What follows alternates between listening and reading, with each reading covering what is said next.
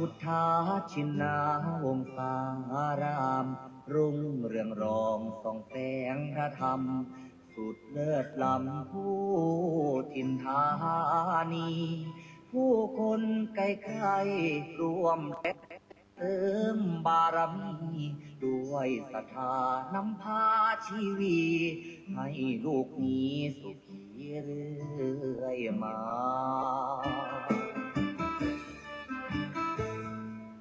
น้อมว่าองค์พระครูอภิรักษ์ชินวงศ์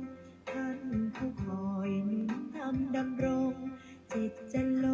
งพระศาสนาบุญบารมีศาสตร์สองสีปกป้องภาราสั่งสอนธรรมเหล่าปวงศรัทธาเทศนาผลวัดตาสงสา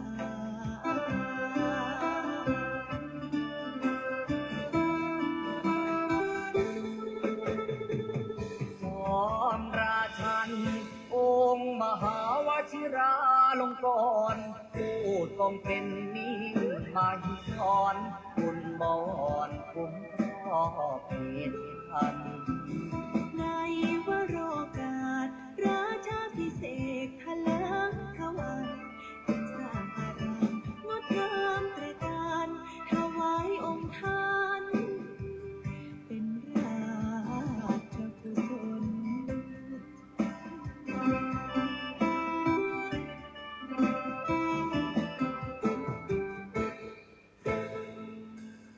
วัดป่าพุทธาชินาวงศารามตรงเกิดไกลแส่สองเลือนามทั่วเขตข้างต่างไทยยินยนศูนย์รวมจิตใจสุดเลื่อมใสในดวงกมลของศรัทธาเหล่าสาธุชนสุขเลิศล้นบ่มีใดปาน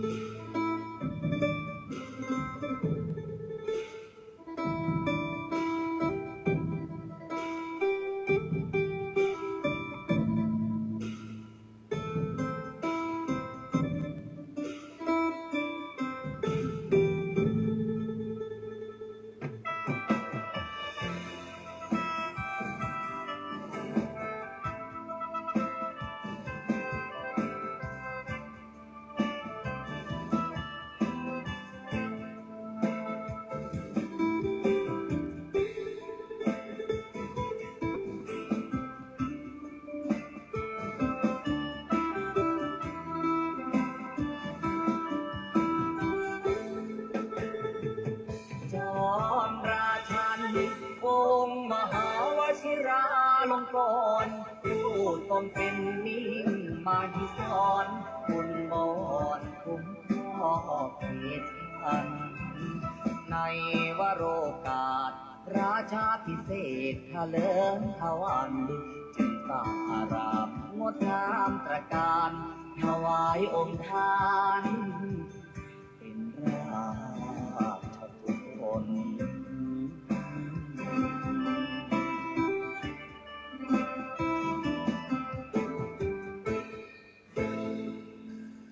ถึงการอันมงคลของชนสังวรขอวันพาประนดน้อมก่อนกราบวิงวอนอ้อนอธิษฐานพระบารมีรุ่งเรืองสีนั้นจงบันดาลสิ่งศักดิ์สิทธิ์ทั่วถิ่นสถานโปรดช่วยประทานโลกนั้นร่มเย็น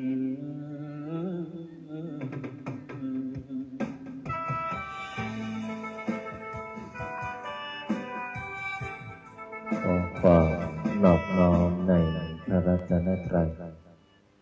อันมีคุณพระพุทธคุณพระธรรมคุณพระสงฆ์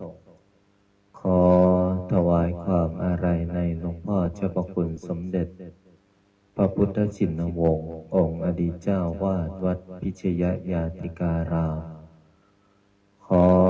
โอกาสและถวายความเคารพในพระมหาเถรานุเถระเพื่อนกัลยาณมิตรเพื่อนกัลยาณธรรมทุกรูปทุกท่านขอความสุขความสวัสดีจงบังเกิดมีแก่ญาติโยมญาติธรรมโลกหลานหม่นมหาจักรพรรดิทุกท่านทุกคนที่ได้มาพร้อมจิตตั้งใจในการสวดมนต์แล้วก็ขออนุโมทนาเอาละต่อจากนี้ขอให้พวกเราพร้อมจิตตั้งใจสวดมนต์ในวันนี้ได้พร้อมเพรียงกันพุทธังชีวิตังเมปุเชมิธัมมังชีวิตังเมปุเชมิสังฆังชีวิตังเมปุเชมิพุทธังวันทามิธัมมังวันทามิสังฆังวันทามิคูปัชฌาอาจาริยคุณังวันทามิมาตาปิตุคุณังวันทามิภาไตรสิกขาคุณังวันทามินะโมตัสสะภะคะวะโตอะระหะโตสัมมาสัมพุทธัสสะนะโมตัสสะภะคะวะโตอะระหะโตสัมมาสัมพุทธัสสะนะโมตัสสะภะคะวะโตอะระหะโตสัมมาสัมพุทธัสสะพุทธังสรณังคัจฉามิธัมมังสรณังคัจฉามิสังฆังสรณังคัจฉามิทุติยัมปิพุทธังสรณังคัจฉามิทุติยัมปิธัมมังสรณังคัจฉามิทุติยัมปิสังฆังสรณังคัจฉามิตติยัมปิพุทธังสรณังคัจฉามิตติยัมปิธัมมังสรณังคัจฉามิตติยัมปิสังฆังสรณังคัจฉามิปานาติปาตาเวรมณีสิกขาปัฏฐานสมาธิยามิอาทินนาทานาเวรมณีสิกขาปัฏฐานสมาธิยามิกาเมสุมิจฉาจาราเวรมณีสิกขาปัฏฐานสมาธิยามิโมสาวาทาเวรมณีสิกขาปัฏฐานสมาธิยามิสุราเมรยามัชฌาปมาทฐานาเวรมณีสิกขาปัฏฐานสมาธิยามิอิมานิปัญจสิกขาปัฏฐานิสมาธิยามิอิมานิปัญจสิกขาปัฏฐานิสมาธิยามิอิมานิปัญจสิกขาปัฏฐานิสมาธิยามิสีเลนะสุขติงยันติสีเลนะโภคสัมปทาสีเรนะนิพุติงยันติตัสมามิโสทะเยนะโมตัสสะภะคะวะโตอะระหะโต สัมพุทธัสสะนะโมตัสสะภะคะวะโตอะระหะโตสัมมาสัมพุทธัสสะนะโมตัสสะภะคะวะโตอะระหะโตสัมมาสัมพุทธัสสะพุทธังอาราธนานังกโรมิธัมมังอาราธนานังกโรมิสังฆังอาราธนานังกโรมินะโมโพธิสัตโตอาคันติมายาอิติภควานะโมโพธิสัตโตอาคันติมายาอิติภควานะโมโพธิสัตโตอาคันติมายาอิติภควานะโมโพธิสัตโตพรหมปัญโยนะโมโพธิสัตโตพรหมปัญโยนะโมโพธิสัตโตพรหม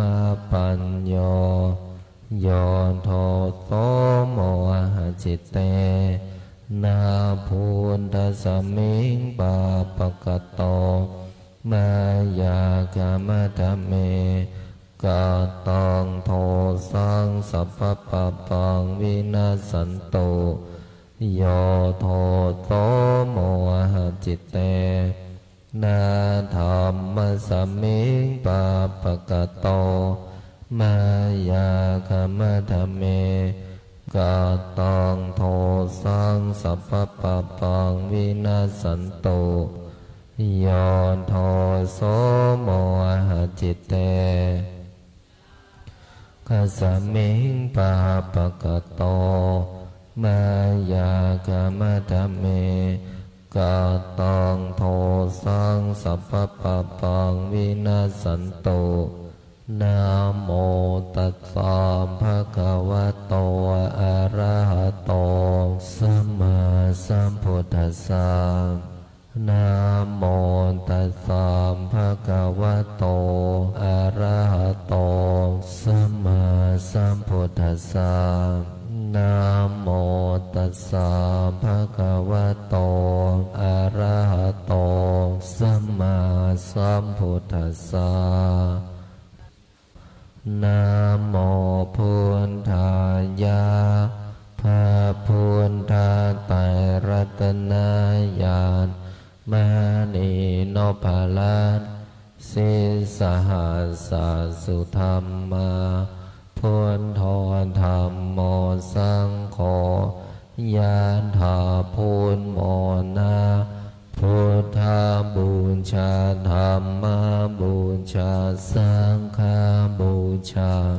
อาคิทานังวารังคันทังสิวาริจมหาเถลังอาหังวันทามิทุระโตอาหังวันทามิธาตุโยอาหังวันทามิสัพพะโตพุทธาธรรมสังฆปูญเชมินะโมพุทธายะพระพุทธไตรรัตนญาณมณีโนภาลัสสิสหัสสสุธรรมาพุทโธธรรมโมสังโฆยะถาพุทโมนาพุทธบูชาธรรมบูชาสังฆบูชาอาคิทานังวารังคันทังสิวาริจมหาเถลังอาหังวันทามิทุระโตอาหังวันทามิธาตุโยอาหังวันทามิสัพพะโตพุทธาธรรมสังฆปูญเชมินะโมพุทธายะพระ รัตนญาณมานีโนปรัตสิสหัสสะสุธรรมาพุทโธธัมโมสังโฆญาณถาพุทโมนาพุทธาบูชาธัมมาบูชาสังฆาบูชาอาคิทานังวะรังคันทังสิวารีจมหาเทลังอาหังวันทามิธุระโตอาหังวันทามิธาตุโยอาหังวันทามิสัพพโตพุทธาธัมมาสังฆาปุญเชมินะโมพุทธายะพระพุทธไตรรัตนญาณมานีโนภลัสสิสหัสสะสุธรรมาพุทโธธัมโมสังโฆญาถาพุทโมนาพุทธาบูชาธัมมาบูชาสังฆาบูชาอาคิทานังวะรังคันทังสิวาริจมหาเทลังอาหังวันทามิตุระโต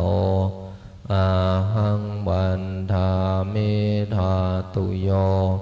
อาหังวันทามิสัพพโส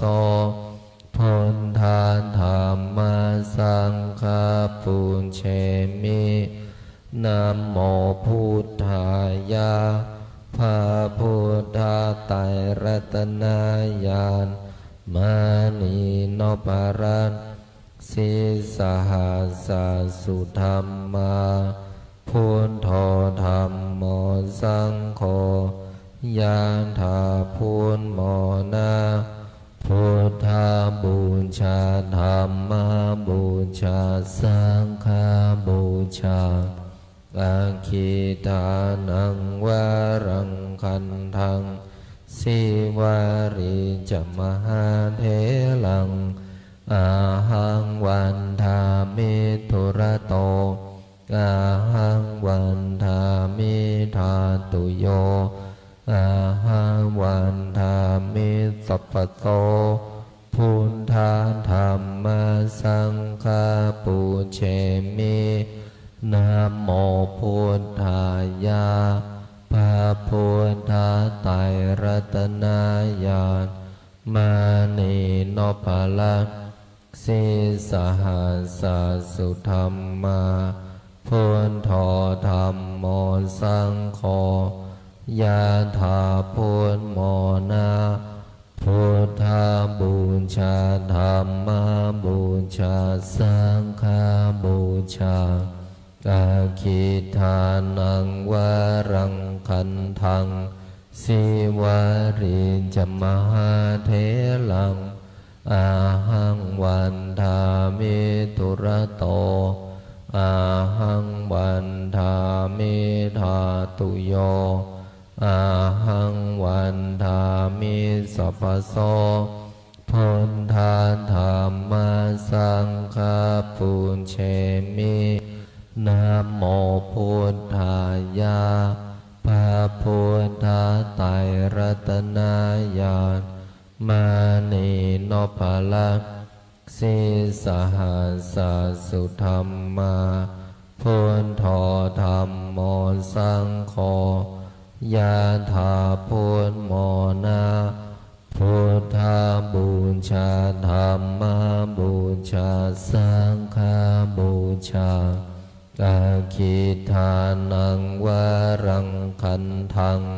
สิวาริจมหาเทลังอาหังวันทามิตุระโตอาหังวันทามิธาตุโยอาหังวันทามิสัพพโสพุทธาธัมมาสังฆาปุญเชมินะโมพุทธายะพระพุทธไตรรัตนญาณ มานีโนภาละสีสหัสสุธรรมาพุทโธธรรมโมสังโฆยะถาพุทโมนาพุทธาบูชาธรรมบูชาสังฆบูชาอาคิทานังวรังคันทังสิวาริจมหาเถลังอาหังวันทามิตุระโตอาหังวันทามิธาตุโยอาหังวันทามิสัพพโสพุทธาธรรมสังฆปุญเชมินะโมพุทธายะพระพุทธไตรรัตนญาณมานีโนภาละสี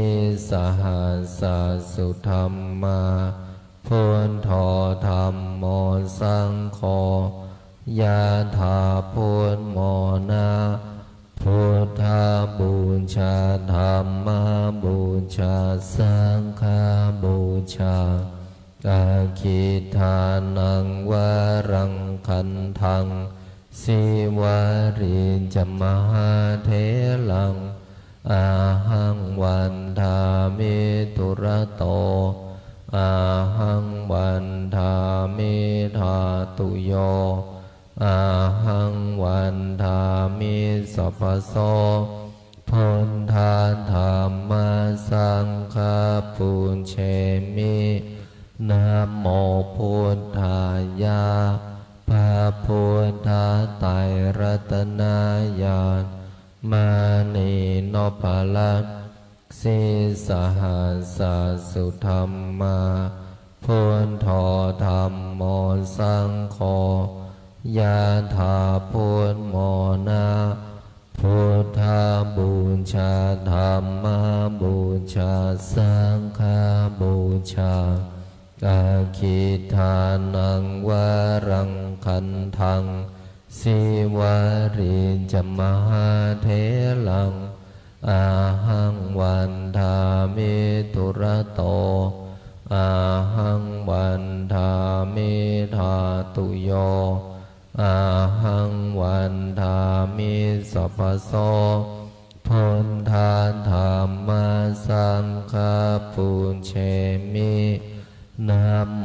พุทธายะพระพุทธไตรรัตนญาณมานีโนภาละสีสหัสสุธรรมาพุทโธธรรมโมสังโฆยะถาพุทโมนาพุทธาบูชาธรรมบูชาสังฆบูชาอาคิทานังวรังคันทังสิวาริจมหาเถ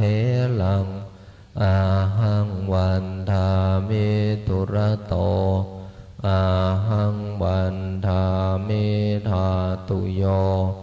อาหังวันทามิสัพพโสพุทธาธรรมสังฆปุญเชมินะโมพุทธายะพระพุทธไตรรัตนญาณมานีโนภาละสีสหัสสุธรรมาพุทโธธรรมโมสังโฆยะถาพุทโมนาพุทธาบูชาธรรมบูชาสังฆบูชาอาคิทานังวรังคันทังสิวาริจมหาเถลังอาหังวันทามิตุระโตอาหังวันทามิธาตุโยอาหังวันทามิสัพพโสพุทธาธรรมสังฆปุญเชมินะโมพุทธายะพระพุทธไตรรัตนญาณ มานีโนภาลังสีสหัสสุธรรมาพุทโธธรรมโมสังโฆยะถาพุทโมนาพุทธบูชาธรรมบูชาสังฆบูชาอาคิทานังวรังคันทังสิวาริจมหาเถลังอาหังวันทามิตุระโตอาหังวันทามิธาตุโยอาหังวันทามิสัพพโสพุทธาธรรมสังฆปุญเชมินะโมพุทธายะพระพุทธไตรรัตนญาณ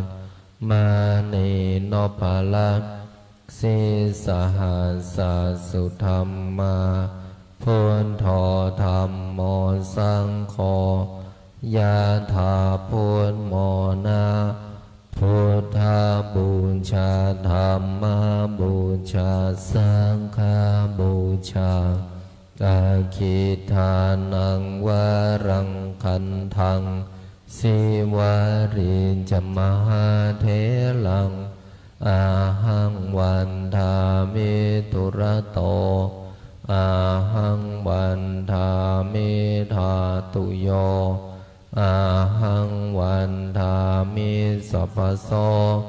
พุทธาธรรมสังฆปุญเชมินะโมพุทธายะพระพุทธไตรรัตนญาณมานีโนภาลัง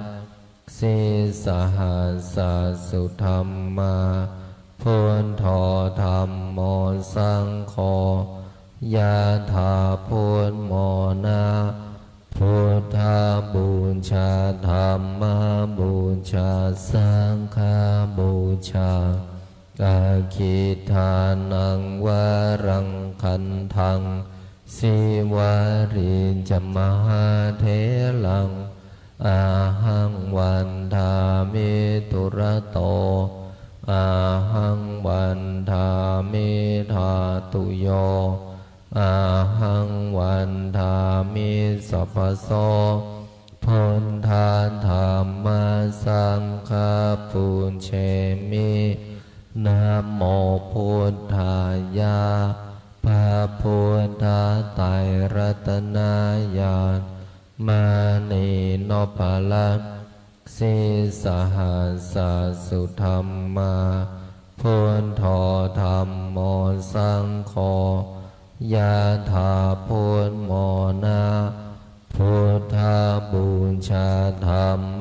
บูชาสังฆบูชาอาคิทานังวรังคันทังสิวาริจมหาเถลังอาหังวันทามิตุระโตอาหังวันทามิธาตุโยอาหังวันทามิสัพพโสพุทธาธรรมสังฆปุญเชมินะโมพุทธายะพระพุทธไตรรัตนญาณมานีโนภาลังสีสหัสสุธรรมาพุทโธธรรมโมสังโฆยะถาพุทโมนาพุทธบูชาธรรมบูชาสังฆบูชาอาคิทานังวรังคันทังสิวาริจมหาเถลังอาหังวันทามิตุระโตอาหังวันทามิธาตุโยอาหังวันทามิสัพพโสพุทธาธรรมสังฆปุญเชมินะโมพุทธายะพระพุทธ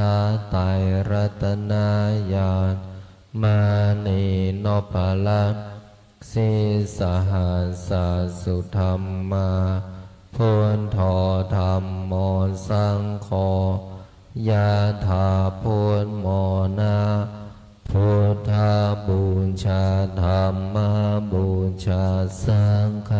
บูชาอาคิทานังวารังคันทังสิวาริจมหาเถลังอาหังวันทามิทุระโตอาหังวันทามิธาตุโยอาหังวันทามิสัพพโสพุทธาธรรมสังฆปุญเชมินะโมพุทธายะพระพุทธไตรรัตนญาณมานีโนภาลังสีสหัสสุธรรมาพุทโธธรรมโมสังโฆยะถาพุทโมนาพุทธาบูชาธรรมบูชาสังฆบูชาอาคิทานังวารังคันทังสิวาริจมหาเถลังอาหังวันทามิทุระโตอาหังวันทามิธาตุโยอาหังวันทามิสัพพโตพุทธาธรรมสังฆปุญเชมินะโมพุทธายะพระพุทธไตรรัตนญาณมานีโนภาลังสีสหัสสุธรรมาพุทโธธรรมโมสังโฆยะถาพุทโมนาพุทธาบูชาธรรมบูชาสังฆบูชาอาคิทานังวารังคันทังสิวาริจมหาเถลังอาหังวันทามิทุระโตอาหังวันทามิธาตุโยอาหังวันทามิสัพพโสพุทธาธรรมสังฆปุญเชมินะโมพุทธายะพระพุทธไตรรัตนญาณมานีโนภาลังสีสหัสสุธรรมาพุทโธธรรมโมสังโฆยะถาพุทโมนาพุทธาบูชาธรรมบูชาสังฆบูชาอาคิทานังวารังคันทังสิวาริจมหาเถลังอาหังวันทามิทุระโตอาหังวันทามิธาตุโยอาหังวันทามิสัพพโสพุทธาธรรมสังฆปุญเชมินะโมพุทธายะพระพุทธไตรรัตนญาณมานีโนภาลังสีสหัสสุธรรมาพุทโธธรรมโมสังโฆยะถาพุทโมนาพุทธาบูชาธรรมบูชาสังฆบูชาอาคิทานังวารังคันทังสิวาริจมหาเถลังอาหังวันทามิทุระโตอาหังวันทามิธาตุโยอาหังวันทามิสัพพโสพุทธาธรรมสังฆปุญเชมินะโมพุทธายะพระพุทธไตรรัตนญาณ มานีโนปารันสิสหัสสสุธรรมาพุทโธธรรมโมสังโฆยานถาพุทโมนาพุทธาบูชาธรรมบูชาสังฆบูชาอาคิทานังวารังคันทังสิวาริจมหาเถลังอาหังวันทามิทุระโตอาหังวันทามิธาตุโยอาหังวันทามิสัพพโตพุทธาธรรมสังฆปูเชมินะโมพุทธายะพระพุทธไตรรัตนญาณมานีโนปาลัสสิสหัสสสุธรรมาพุทโธธรรมโมสังโฆยะถาพุทโมนาพุทธาบูชาธรรมบูชาสังฆบูชาอาคิทานังวารังคันทังสิวาริจมหาเถลังอาหังวันทามิทุระโตอาหังวันทามิธาตุโยอาหังวันทามิสัพพโสพุทธาธรรมสังฆปูเชมินะโมพุทธายะพระพุทธไตรรัตนญาณมานีโนปาลัสสิสหัสสสุธรรมาพุทโธธรรมโมสังโฆยะถาพุทโมนาพุทธาบูชาธรรมบูชาสังฆบูชาอาคิทานังวารังคันทังสิวาริจมหาเถลัง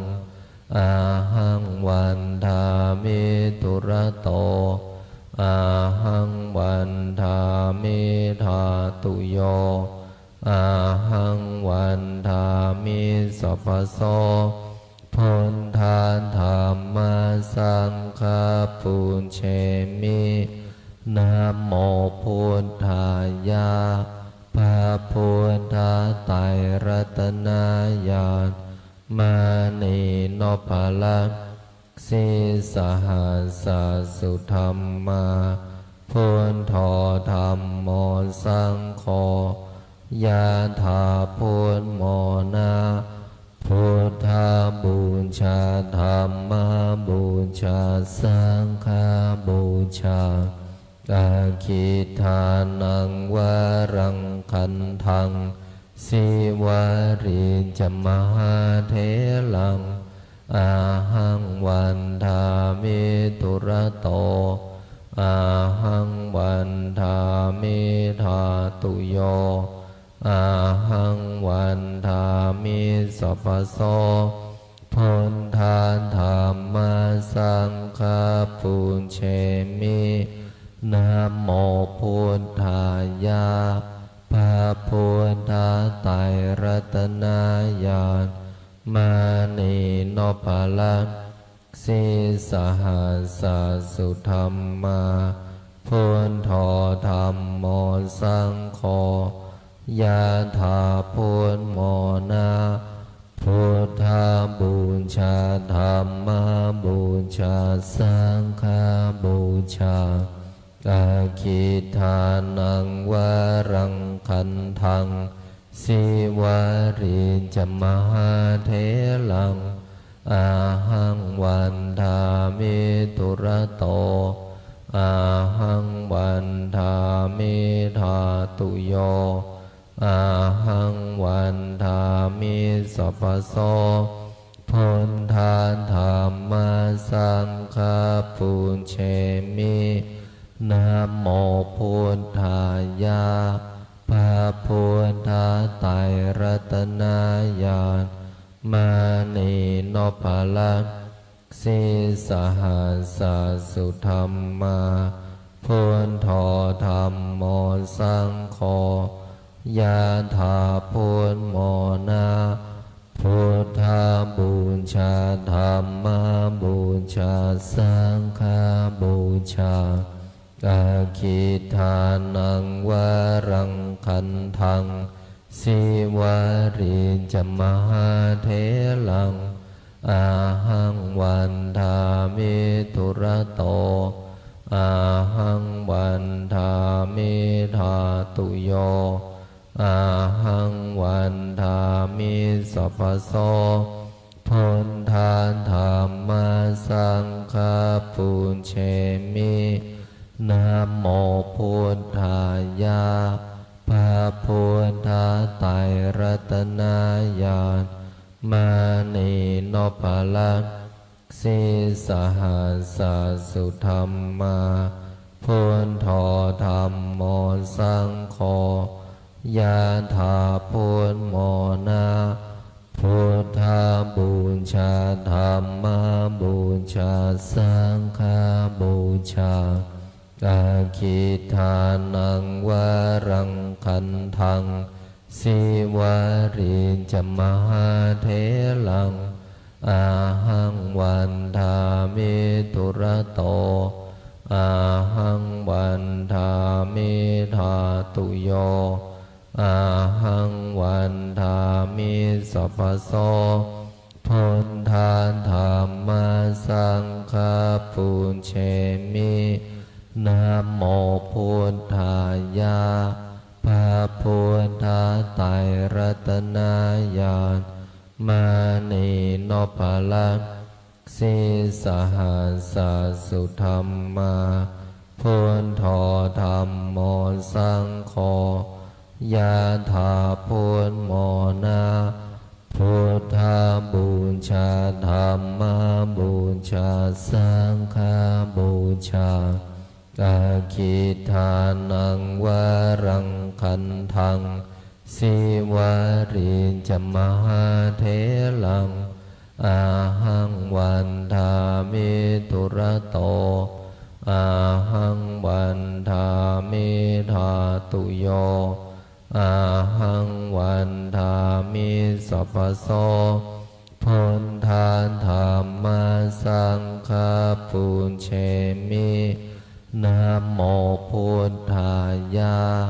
พระพุทธไตรรัตนญาณมานีนพลังสีสหัสสุธรรมาพุทโธธัมโมสังโฆยะถาพุทโมนาพุทธาบูชาธัมมาบูชาสังฆาบูชาอาคิทานังวารังคันทังสิวาริจมหาเถลังอาหังวันทามิทุระโตอาหังวันทามิธาตุโยอาหังวันทามิสัพพโสพุทธานธรรมสังฆปุญเชมินะโมพุทธายะพระพุทธไตรรัตนญาณมานีนพลังสีสหัสสุธรรมาพุทโธธัมโมสังโฆยะถาพุทโมนาพุทธาบูชาธัมมาบูชาสังฆาบูชาอาคิทานังวารังคันทังสิวาริจมหาเถลังอาหังวันทามิทุระโตอาหังวันทามิธาตุโยอาหังวันทามิสัพพโสพุทธานธรรมสังฆปุญเชมินะโมพุทธายะพระพุทธไตรรัตนญาณมานีนพลัง สีสหัสสุธรรมาพุทโธธัมโมสังโฆยะถาพุทโมนาพุทธาบูชาธัมมาบูชาสังฆาบูชากาคิทานังวารังคันทังสิวาริจมหาเถลังอาหังวันทามิทุระโตอาหังวันทามิธาตุโยอาหังวันทามิสัพพโสพุทธาธัมมาสังฆาปุญเชมินะโมพุทธายะพระพุทธไตรรัตนญาณมานีโนภลังสีสหัสสุธรรมาพุทโธธัมโมสังโฆยะถาพุทโมนาพุทธาบูชาธัมมาบูชาสังฆาบูชากาคิทานังวารังคันทังสิวาริจมหาเถลังอาหังวันทามิทุระโตอาหังวันทามิธาตุโยอาหังวันทามิสัพพโสพุทธาธัมมาสังฆาปุญเชมินะโมพุทธายะพระพุทธไตรรัตนญาณมานีโนภลังสีสหัสสุธรรมาพุทโธธัมโมสังโฆยะถาพุทโมนาพุทธาบูชาธัมมาบูชาสังฆาบูชากาคิทานังวารังคันทังสิวาริจมหาเถลังอาหังวันทามิทุระโตอาหังวันทามิธาตุโยอาหังวันทามิสัพพโสพุทธาธัมมาสังฆาปุญเชมินะโมพุทธายะพระพุทธไตรรัตนญาณมานีโนภลังสีสหัสสุธรรมาพุทโธธัมโมสังโฆยะถาพุทโมนาพุทธาบูชาธัมมาบูชาสังฆาบูชากาคิทานังวารังคันทังสิวาริจมหาเถลังอาหังวันทามิทุระโตอาหังวันทามิธาตุโยอาหังวันทามิสัพพโสพุทธาธัมมาสังฆาปุญเชมินะโมพุทธายะพระพุทธไตรรัตนญาณมานีโนภลังสีสหัสสุธรรมาพุทโธธัมโมสังโฆยะถาพุทโมนาพุทธาบูชาธัมมาบูชาสังฆาบูชาอาคิทานังวารังคันทังสิวาริจมหาเถลังอาหังวันทามิทุระโตอาหังวันทามิธาตุโยอาหังวันทามิสัพพโสพุทธาธัมมาสังฆาปุญเชมินะโมพุทธายะพระพุทธไตรรัตนญาณมานีโนภลัง สิสหัสสะสุธรรมาพุทโธธัมโมสังโฆยานถาพุทโมนาพุทธาบูชาธัมมาบูชาสังฆาบูชาอาคิทานังวะรังคันทังสีวารีจมหาเถลังอาหังวันทามิธุระโตอาหังวันทามิทาตุโยอาหังวันทามิสัพพโต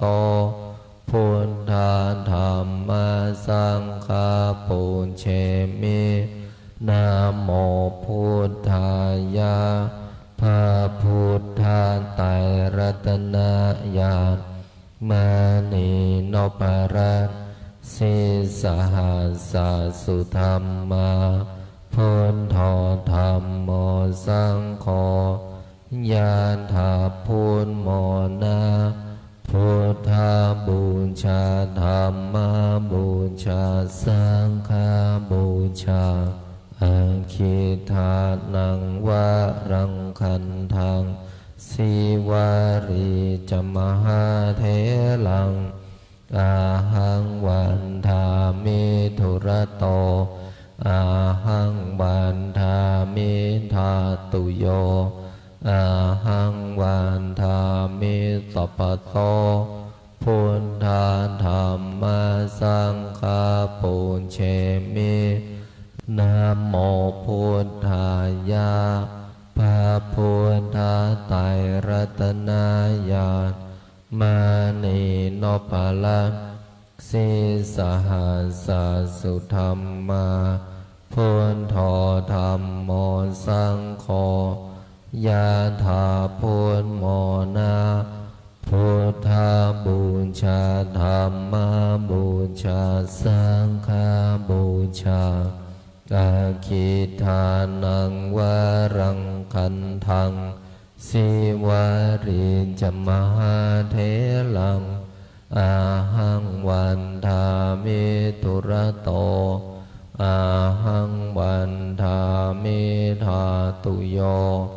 อาหังวันทามิสัพพโสพุทธาธัมมาสังฆาปุญเชมินะโมพุทธายะพระพุทธาไตรรัตนญาณมานีนพรัตน์สิสหัสสะสุธรรมาพุทโธธัมโมสังโฆยะถาพุทโมนาพุทธาบูชาธัมมาบูชาสังฆาบูชาอาคิทานังวะรังคันทังสีวารีจมหาเถลังอาหังวันทามิธุระโตอาหังวันทามิทาตุโยอาหังวันทามิสัพพโตพุทธาธัมมาสังฆาปุญเชมินะโมพุทธายะพระพุทธาไตรรัตนญาณมานีนพรัตน์สิสหัสสะสุธรรมาพุทโธธัมโมสังโฆยะถาพุทโมนาพุทธาบูชาธัมมาบูชาสังฆาบูชาอาคิทานังวะรังคันทังสีวารีจมหาเถลังอาหังวันทามิธุระโตอาหังวันทามิทาตุโยอาหังวันทามิสัพพโส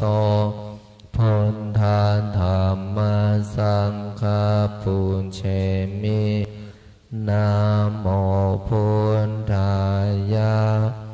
พระพุทธไตรรัตนญาณมานีนพรัตน์ สิสหัสสะสุธรรมาพุทโธธรรมโมสังโฆ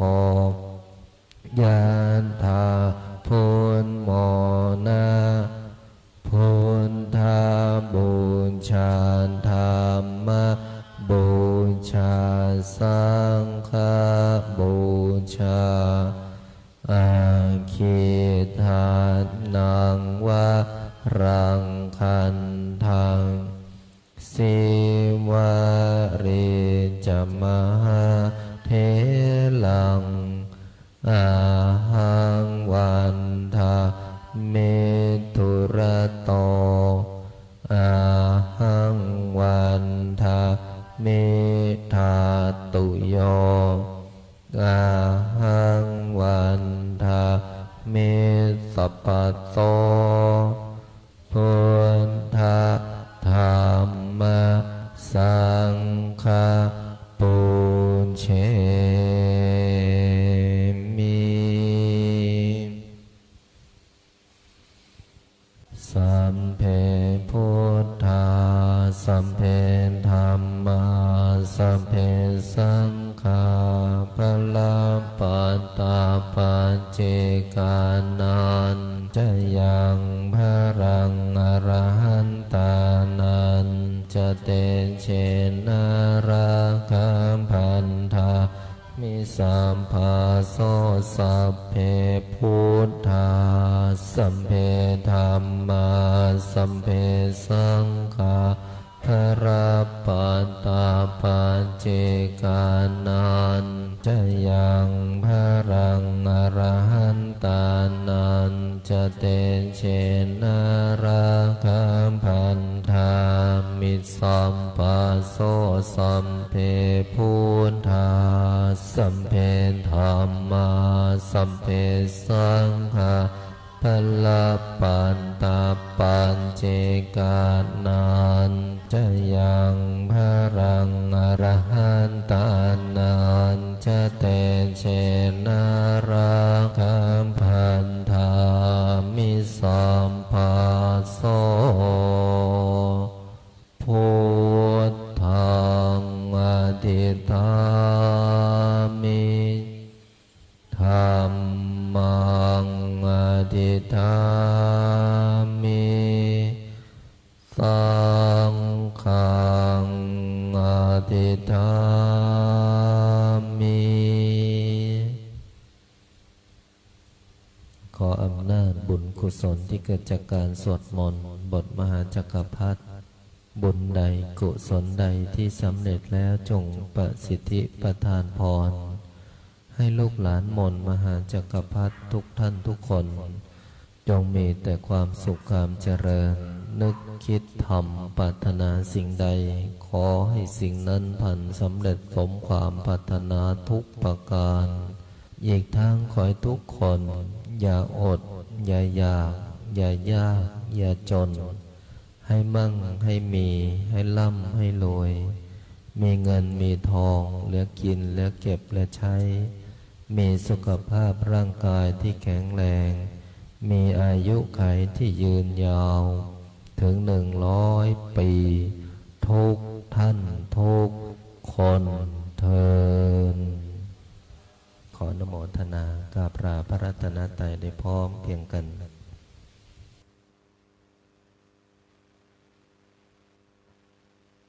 ะระหังสัมมาสัมพุทโธภะคะวาพุทธังภะคะวันตังอภิวาเทมิสวากขาโตภะคะวะตะธัมโมธัมมังนามัสสามิสุปฏิปันโน